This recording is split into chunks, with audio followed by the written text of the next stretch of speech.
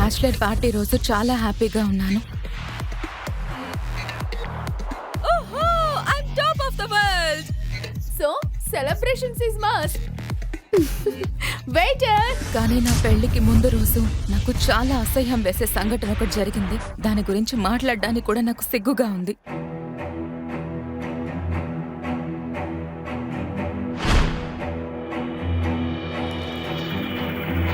ఎవరో నా డ్రింక్ లో మత్తు మందు కలిపారు. నేను స్పృహ కోల్పోయిన తర్వాత నన్ను ఒక హోటల్ గదికి తీసుకెళ్లారు.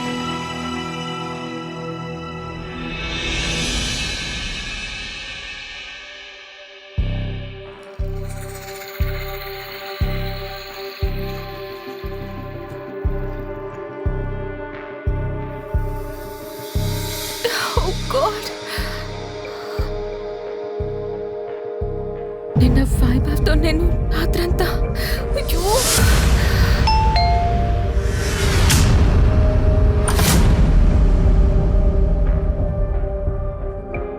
వైభవ్, నువ్వు బయటికి ఎప్పుడు వెళ్ళావు?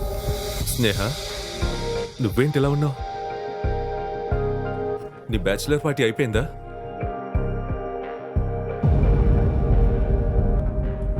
వైభవ్, వైభవ్ నా మాట విను. నా పేరు పలకడానికి కూడా నువ్వు ధైర్యం చేయాలనుకోకో. ఈ పేట్, ఈ బట్టలు, ఈ టై అండ్ ఇంకా ఈ తాగుడు నిజమంతా బయటపడింది. మన పెళ్లి 2 రోజుల్లో పెట్టుకొని నువ్వు నిన్న రాత్రి ఎవరితోనో గడిపావు. నిన్ను పెళ్లి చేసుకోవడం ఇక వేస్ట్.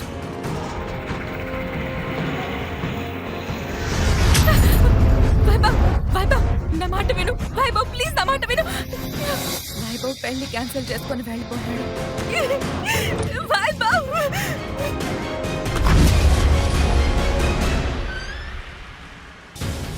పెళ్లి గిఫ్ట్ అలాగే ఉండిపోయింది. పోయిన రాత్రి నేను తాగిన డ్రింక్ లో మత్తు మందు కలిపింది పర్ణికానే. పర్ణిక, నువ్వు నన్ను ఎందుకు ఇంతలా మోసం చేశావు? ఎందుకు? ఎందుకంటే నేను వైభవ్కి మరదలు నవ్వాలనుకోలేదు, భార్య నవ్వాలనుకున్నాను. ఇక నిన్నైతే నేను ఎప్పటికీ నిన్ను సంతోషంగా ఉండనివ్వను.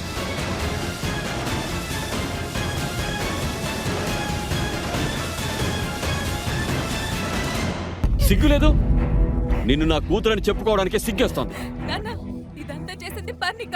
పర్ణిక నన్ను ట్రాప్ చేసింది. నేనేం చేయలేదు నాన్న. నోరు పోయి. ఈ క్షణమే నువ్వు ఇంట్లో నుంచి బయటకెళ్ళిపో. ఇక నుండి ఈ కుటుంబంతో నీకు ఎలాంటి సంబంధం లేదు. పర్ణిక తను చేయాలనుకున్నది చేసింది. మా నాన్న కనీసం నా మాట కూడా వెళ్ళలేదు. నా సమతి తల్లి నన్ను కొట్టి ఇంటి నుంచి బయటకు గెంటేసింది. ఈ సిటీలో ఇక నాకు ఎవరూ తెలీదు. నేను బెంగళూరులో ఉన్న మా అత్తింటికి వెళ్ళాను. 9 నెలల తర్వాత నేను ఒక బాబుకి జన్మనిచ్చాను. కానీ నా కష్టాలైతే అక్కడితో ముగేలేదు. నా కొడుకు పుట్టిన వెంటనే అతని పైన దాడి జరిగింది.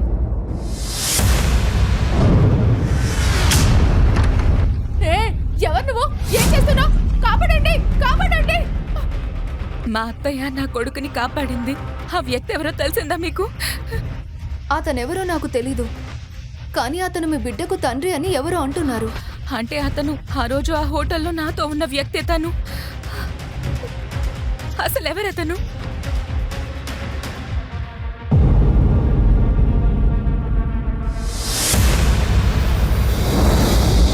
కాలం గడిచిపోయింది.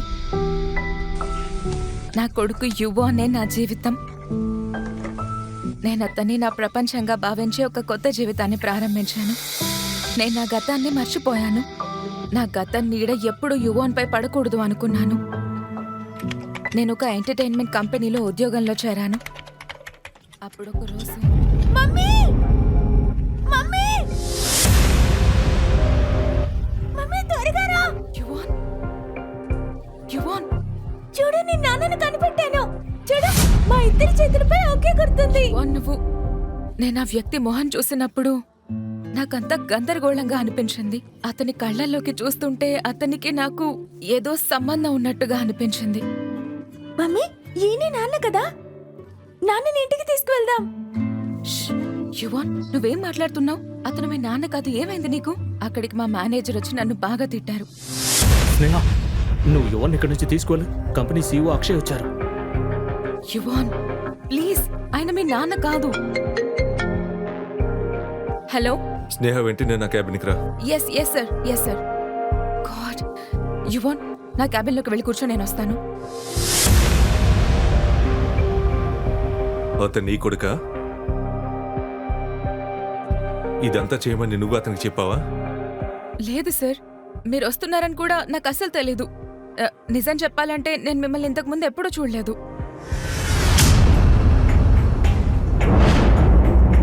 చూడు, నేను ఎవరిని ఇబ్బంది పెట్టాలనుకోవడం లేదు. మనం రేపు నైట్ డిన్నర్ కలుద్దామా? ఇది నా జీవితానికి ఒక కొత్త ఆరంభం అనుకుని నేను చాలా సంతోషపడ్డాను. సరిగ్గా అప్పుడే నా ఫోన్ మోగింది. స్క్రీన్ పై నాన్న పేరు చూసి నేను షాక్ అయ్యాను. 6 సంవత్సరాల తర్వాత నా తండ్రి నాకు ఫోన్ చేశారు. నాన్న, ఆయన హెల్త్ బాలేదు, చివరిసారిగా నన్ను చూడాలనుకుంటున్నారంట. నేనిక ఉండలేకపోయాను. మరుసటి రోజు యువాన్తో కలిసి హైదరాబాద్కి వెళ్ళాను నేను. కానీ అక్కడ జరుగుతున్నది చూసి నా కాళ్ల కింద భూమి కంపించినట్లుగా అయిపోయింది. నాన్నా, ఏ స్నేహ,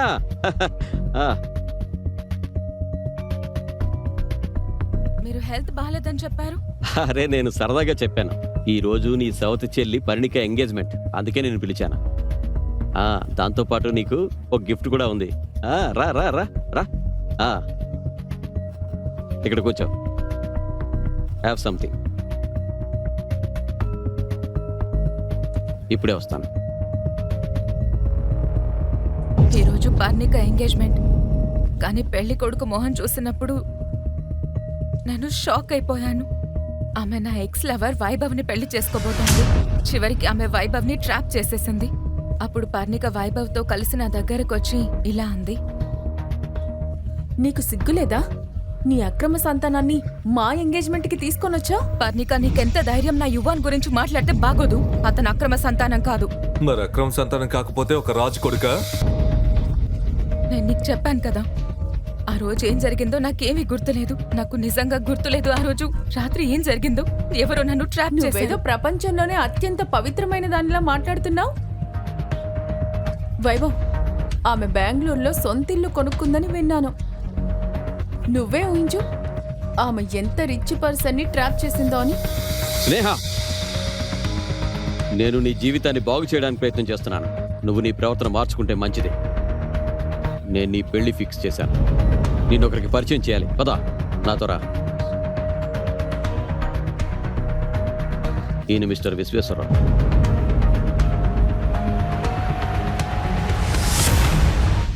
మిస్టర్ విశ్వ, మీరు ఒప్పుకుంటే ఇప్పుడే పెళ్లి ఫిక్స్ చేస్తున్నాం. విశ్వేశ్వరరావు మోహన్ చూసినప్పుడు నేను షాక్ అయిపోయాను. అతను నా తండ్రి కంటే పెద్దవాడు తెలుసా. నేను అతన్ని టీవీలో చాలాసార్లు చూశాను. మహిళలను వేధించినందుకు అతను చాలాసార్లు జైలు కూడా వెళ్ళాడు. నేను నా తండ్రిని కోపంగా చూసి బయటకు వచ్చేసాను. స్నేహ, స్నేహ, నీకు అసలు సిగ్గుందా? మిస్టర్ విశ్వ ఎంత బ్యాడ్ గా ఫీల్ అయి ఉంటాడు. నాన్న, అతను మనిషి కాదు, ఒక రాక్షసుడు. చాలా మంది మహిళలు అతనిపై కేసులు పెట్టారు. మీరు నన్ను నరకల్లోకి పంపుతున్నారు. అరే వాడు డబ్బున్నవాడు. డబ్బున్నవాడు ఏం చేసినా చెల్లుతుంది. నువ్వు అతన్ని పెళ్లి చేసుకోవాలంతే. దానికి బదులుగా నాన్న ఏదో చెప్తూ ఆగిపోయారు. కానీ నాకు అనుమానం వచ్చింది. దానికి బదులుగా ఏంటి నాన్న? బదులుగా మీ అమ్మ పేరు మీద ఉన్న కెమికల్ ఫ్యాక్టరీని వైభవ్ పేరు మీద రాయాలి. అప్పుడే పరిణిక పెళ్ళవుతుంది. ఓ గాడ్, అబ్సల్యూట్లీ నాట్. నేను బ్రతికున్నంత కాలం ఆ ఫ్యాక్టరీ ఎవరికి రాసివ్వను. నేను ఆ ముసలి విశ్వేశ్వరరావుని ఎప్పటికీ పెళ్లి చేసుకోను.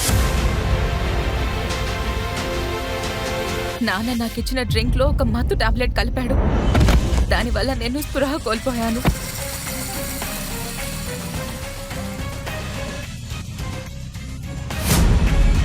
నేను తిరిగి లేచేసరికి హాస్పిటల్లో ఉన్నాను. యువాన్ నాతో లేడు. యువాన్, యువాన్,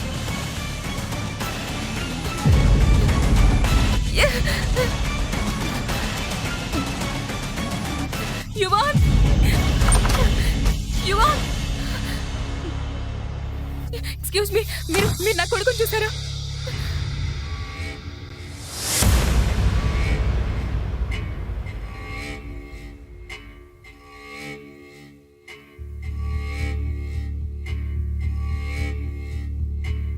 లెటర్ చదువుతుంటే నా ప్రపంచం ఆగిపోయినట్లు అనిపించింది.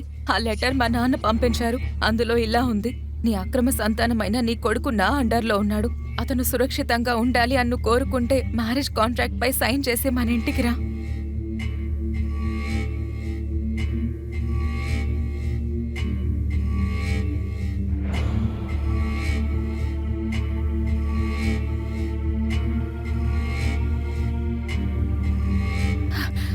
ఇక నేను ధైర్యం తెచ్చుకున్నాను. కానీ నాకైతే ఈ సిటీలో ఎవరూ తెలీదు. అప్పుడు నాకు అక్షయ్ గుర్తొచ్చి నేను వెంటనే అతనికి ఫోన్ చేశాను. Hello, hello. నేను స్నేహని. అక్షయ్ సార్, నాకు నాకు నాకు మీ హెల్ప్ కావాలి. ఎవరో నా కొడుకు యువాన్ని కిడ్నాప్ చేశారు సార్. ప్లీజ్ నాకు హెల్ప్ చేయండి. Please please. స్నేహ నువ్వేం వరి అవ్వకో. అతనికేమి జరగదు. నేను ఫ్లైట్ ఎక్కుతున్నాను. ఈ రాత్రికి అక్కడ ఉంటాను. హలో హలో, నా చివరి ఆశ. అక్షయ్ కూడా ప్రస్తుతం ఈ సిటీలో లేడు. కానీ నేను నా కొడుకు యువాన్ని ఎలాగైనా కాపాడాలి, ఎలాగైనా కాపాడాలి.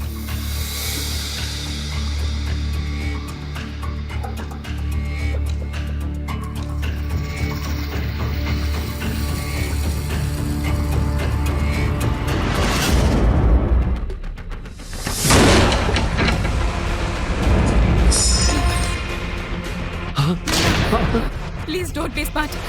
ప్లీజ్, లేకపోతే ఒక కూతురు తన కొడుకుని కాపాడడానికి సొంత తండ్రిని షూట్ చేయాల్సి వస్తుంది. No. ప్లీజ్ నాన్న, ప్లీజ్ అలా చేయకు. ఇవాన్, ఇక్కడికి రా. మమ్మీ దగ్గరికి రా. త్వరగా రా, త్వరగా రా. ఎంత బాధ పెడతావు స్నేహ? నేను నీకు న్యాయం చేయాలనుకుంటున్నాను, కానీ నువ్వు ఒక దోషిగా ఉండాలనుకుంటే నేను నిన్ను అలాగే ఉంచుతానులే. రెండు వైపుల నుంచి ప్రమాదం పొంచి ఉంది. కానీ యువాన్ కోసం ఏదైనా కరెక్టే. కాబట్టి నేను విశ్వేశ్వరరావుని పెళ్లి చేసుకోవడానికి మ్యారేజ్ పేపర్లపై బలవంతంగా సైన్ చేయాల్సి వచ్చింది. యువాన్! అయ్యో, అన్ని తర్వాత కలవచ్చులే. టైం ఎంత తొందరగా మారిపోతుందో కదా స్నేహ. 6 ఏళ్ల క్రితం నువ్వు వైభవ్తో ఉన్నావు. ఇప్పుడు చూడు, నువ్వు విశ్వేశ్వరరావుతో ఉన్నావు. ఇప్పటి వరకు విశ్వేశ్వరరావు రెండవ భార్యకి ఏమైందో ఎవ్వరికీ తెలీదు. జాగ్రత్తగా ఉండు. నువ్వు చాలా జాగ్రత్తగానే ఉండాలి స్నేహ. నువ్వు కూడా జాగ్రత్తగా ఉండాలి పర్ణిక. ఎందుకంటే వైభవ్ నా ఫ్యాక్టరీ కోసం నేను పెళ్లి చేసుకుంటున్నాడు. ఫ్యాక్టరీ వచ్చాక నేను వదిలేస్తే నువ్వేం చేస్తావు అప్పుడు? మరి వైభవ్ గురించి ఒక్క మాట మాట్లాడావంటే బాగోదు. నీకు నీ బిడ్డ జీవితం గురించి పట్టదా? అందుకే నేను ఎంత డ్రామా చేస్తున్నావు? నా మాట జాగ్రత్తగా విన్నావు. విశ్వేశ్వరరావుని పెళ్లి చేసుకోవడం మన కుటుంబానికి మంచిదే. పదా. లేదు నాన్న, నాన్న, నాన్న. మాట్లాడుకో.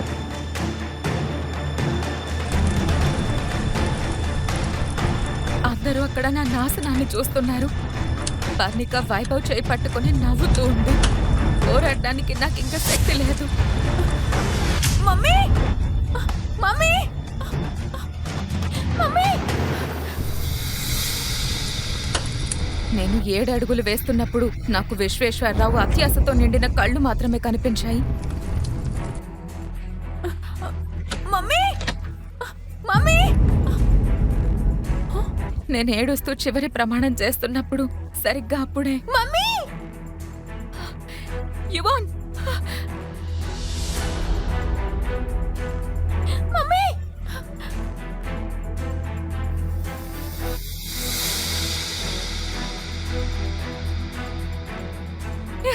నువ్వు బానే ఉన్నావు కదా? మమ్మీ, నువ్వు ఇంకా పెళ్లి చేసుకోవాల్సిన అవసరం లేదు. నేను ఇక ఈ పెళ్లి చేసుకోలేను. మళ్ళీ డ్రామాలేంటి స్నేహ? నీ బిడ్డ బ్రతకాలని ఉందా లేదా? ఇక చాలు. నేను నీకు అస్సలు భయపడేదే లేదు నాన్న. నా కొడుకుని ఎవరు ఏం చేయలేరు. యువన్, త్వరగా రా నాన్న. అందరూ చూస్తున్నారు స్నేహ, అందరూ చూస్తున్నారు. నువ్వు ఇప్పుడు అర్థం చేసుకో, లేకపోతే ఫస్ట్ నువ్వు నా కొడుకుని కిడ్నాప్ చేసావు, తర్వాత నాకు బలవంతంగా పెళ్లి చేస్తున్నావు. ఇప్పుడు ఒక మంచి వ్యక్తిలో నటిస్తున్నావా నాన్న నువ్వు? ఎంత పెద్ద అవమానమా! Mister Ranganath, deal is cancel. Mister Vishwa, mister Vishwa, mister Vishwa. పద యువన్. ఓసే పిచ్చిదానా, నేను నీ జీవితాన్ని బాగు చేయాలనుకుంటున్నాను. కాదు, రాక్షసుడివి నువ్వు. నన్నింత అసహ్యమైన వ్యక్తికిచ్చి పెళ్లి చేయాలనుకుంటున్నావు? నేను రాక్షసులనైతే నువ్వు దేవత అయిపోతావా? నువ్వు చెప్పింది నిజం నాన్న. ఆమెను నా సవతి అక్క అని చెప్పుకోవడానికి కూడా నాకు సిగ్గుగా ఉంది. మీరు ఆమెకి ఇంత మంచి సంబంధం చూశారు, కానీ ఆమె ప్రవర్తన చూడు. నువ్వు నీ కొడుకు నా నుంచి తప్పించుకోలేరు. నా కొడుకుని ఎవరైనా తాకే ధైర్యం చేస్తే వాళ్ళ అంతు చూస్తా.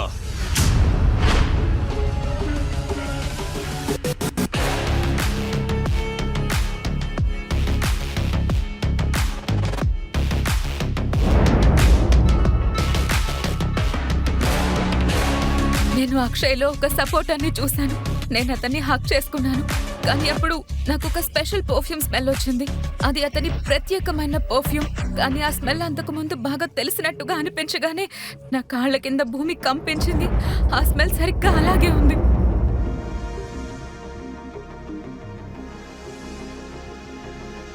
స్నేహ, నన్ను ఇప్పుడే ఈ క్షణమే పెళ్లి చేసుకుంటావా?